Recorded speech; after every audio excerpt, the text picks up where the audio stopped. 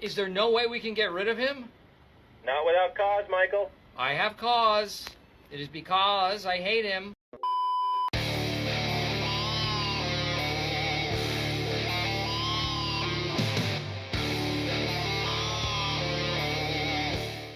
Yo, what is going on, guys? Got a video for you here today from Men Only titled When Women Over 30 Finally Realize That They Have Hit the Wall. And even when they do realize it, by the way, they'll still deny that it's actually happening.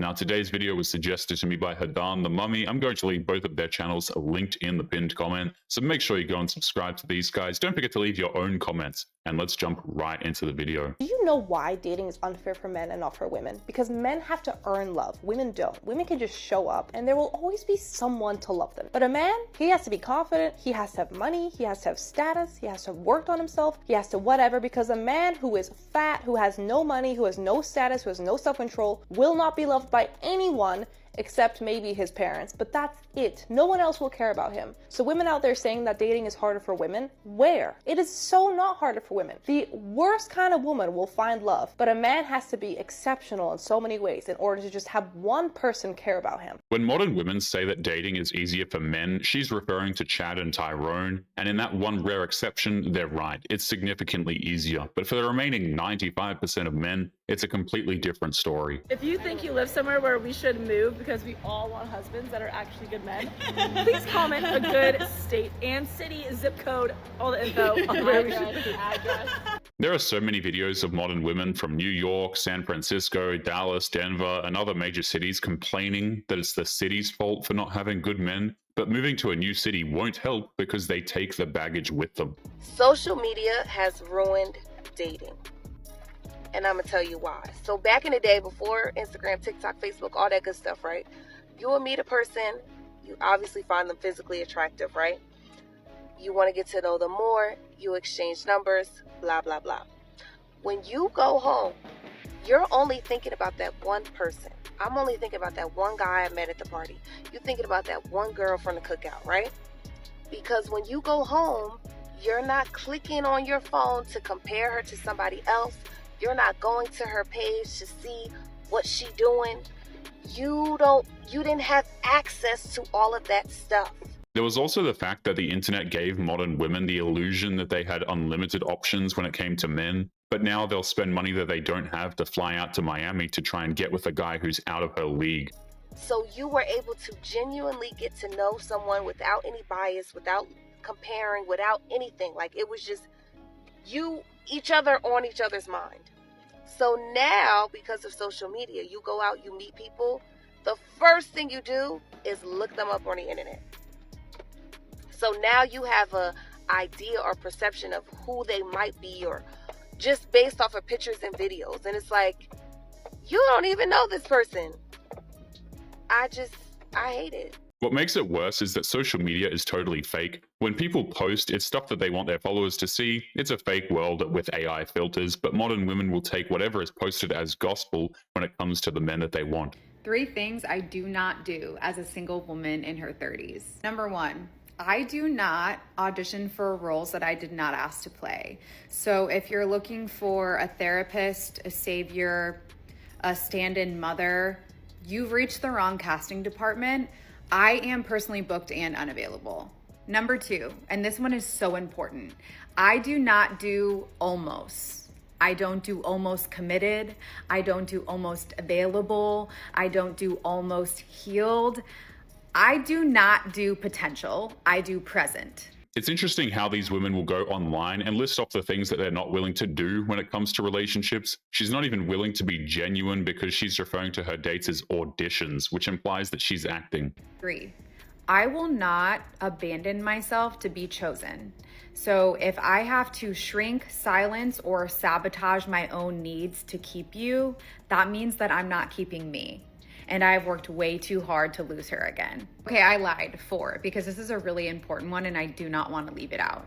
I do not confuse attention for affection. Compliments do not equal consistency, and I do not confuse butterflies with safety or chemistry with commitment. 4 things she's not willing to do, and they're all completely meaningless. The second she gets with an attractive man, she'll make compromises and use her feelings to give herself a laundry list of exceptions. I once stopped talking to a guy because he didn't buy me anything.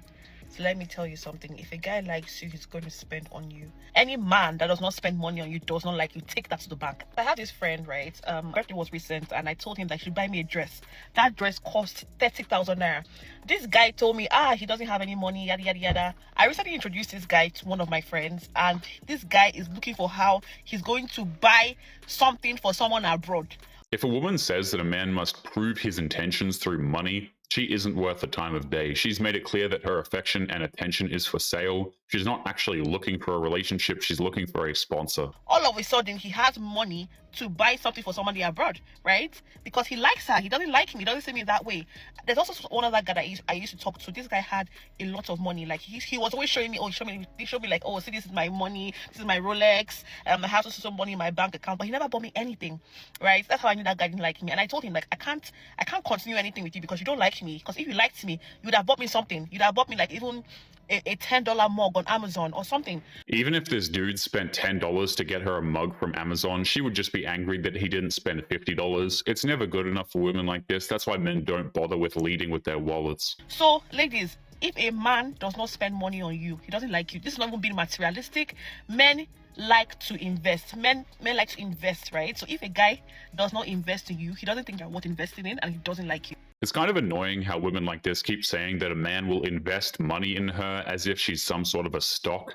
Men invest time and emotion into a woman he's seeing, and that's a fairly large investment for a man. Something I feel like that's not talked about enough on this app is being single and financially how hard it is. I literally work 2 jobs. I work in sales and I teach Pilates part-time. Both of the jobs pay pretty well, but still I feel like it's so hard to stay afloat. And like, don't get me wrong, I like to ski. I definitely don't live a frugal life. I have a nice apartment. Never say no to plans, but how are people doing it? How are you attending everyone's bachelorette parties, everyone's birthday dinner, going on all of these trips with your friend and having leftover money to spend on yourself? Completely stopped doing my hair, so that saves some money. Truly exhausting. I just don't understand it. If a modern woman says how nobody talks about something like a specific subject, it's usually one that they actually never shut up about. Modern women always complain about wanting a man to fund their lifestyles instead of just being responsible with their own money. Ever since being single, I've really realized how much people pity single people. Like, every time I say I'm single, everyone has to say, like, don't worry, you're gonna find your person, a man will come, like, don't worry.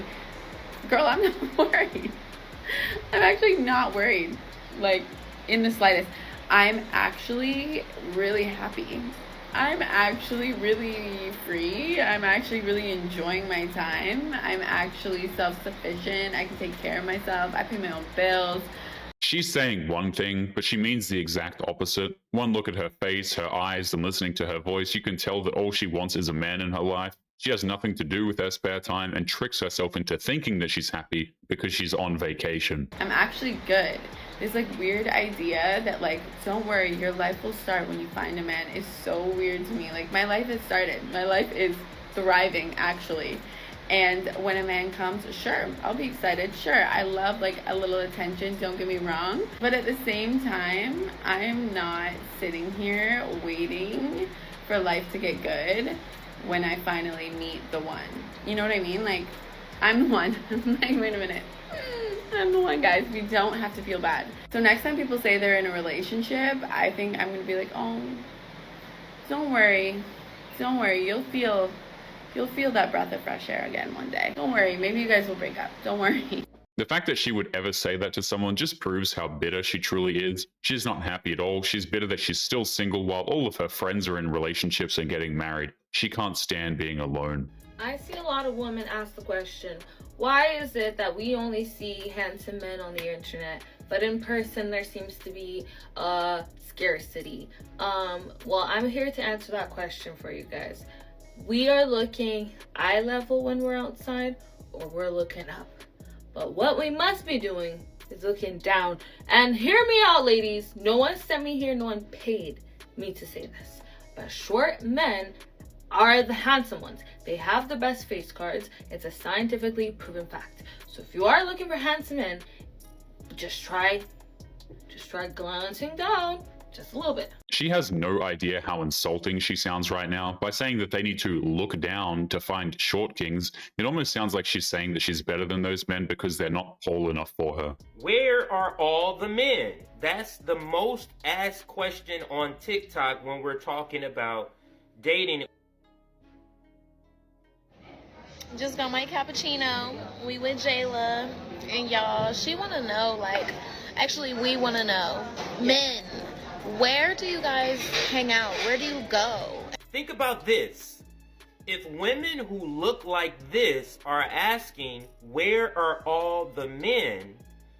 I must say it must be some sort of coordinated strategy by men to disappear. It's not a coordinated strategy. The entire population of men didn't have some massive meeting to just avoid women. You just had millions of men make up their own minds to walk away because there was no point in getting with these women. Now, I don't mean disappear like a magician, like off the planet, or just vanish. I mean disappear from where people meet. Don't go to clubs. Don't go to bars. Don't go to brunches. Just go to places where there's not this sort of social expectation or interaction with women. And, like, don't just say, oh, we go to the gym. We go to the gym too. Where else do you go? Do y'all like to eat? Because I like to eat. Of course she likes to eat, she just doesn't like to pay. This is why men don't bother anymore. She's not looking for a man, she's just looking for someone to buy her meals. Men are wise to that scam and they're not falling for it anymore. Right. Your girl like to eat, and I don't be seeing y'all at the food places that I be at. Girl, I feel like they don't eat. Like food? They don't like food. They don't have hobbies, they don't go out and eat. What do you do? Then you must ask the question, why would men collectively disappear from the dating social settings? And men have disappeared from dating social settings for many reasons, but they all boil down to they just don't see the value in attempting to date right now. Men simply don't value what women are offering to the dating market right now, and that's the reason they've checked out. If you ask the men who walked away, most of them have personal stories as to why they went, but modern women won't ask those questions. They just assumed that we're all at secret clubs or something. The stingiest man in the world by country. You think you've dated a stingy man? Baby, wait until you meet Mr. Let's Split a Banana from Holland. Number 1, Dutchman. These men are top tier stingy. He will split a banana with you and call it bonding. Tap water on the first date? No problem. He bought his own from home. Why pay for parking when he can cycle 19 miles? Number 2, German man. Financially stable? Yeah. Generous? Girl, no. He'll calculate the share of your hotel to the cents, then ask if you use diminution pool because that's extra. She's confusing generous with wasteful. Men need their money to survive, and taking an entitled woman out on a lavish date isn't survival, it's throwing their hard-earned money away. Number 3, British man. He will spend 70 pounds at the pub on football nights, but suddenly broke when it's time to pay for your nails. He will say, we're not American, we don't do tipping in here. You don't even do paying. Number 4, Indian man. Listen, if you go out with an Indian uncle type, just know he's bringing discount vouchers. And he's checking the bill like it's a legal document. And no, you're not getting dessert. Number 5, Chinese man. He'll take you to the most expensive restaurant, but somehow forgets his wallet. Every single time. Must be a cultural tradition. Does anybody else find it weird how she's been able to accumulate a massive list of dudes from different countries? If she's dated that many guys from different countries and still hasn't found anybody, then she's got bigger problems than covering the check. Number 6, Belgian men. These ones are sneaky stingy. They'll say, you order first, then mysteriously get nothing. And when the bill comes, suddenly he's doing long division. Number 7, Frenchmen. They will wine you, dine you, romance you, but only on the first date. After that, it's straight to his after that it's straight to his apartment and a baguette a la microwave. And baguette And the last one, number 8, Romanian men. I'm Romanian, I love my people, but let's be honest. That man will literally have 500 euros in his wallet and still ask you to halves on McDonald's. Yeah. Tag your friend who dated one of these, and if I missed your country, don't worry. I'm saving you for part 2. Follow me so you don't miss it. Stinginess is global, babe. I'm gonna see you next. But anyway, guys, we're going to be leaving today's episode there. As always, don't forget to subscribe to the channel if you are new here. Drop a comment, and I will see you all in the next one. Make sure you take care of yourselves. Peace.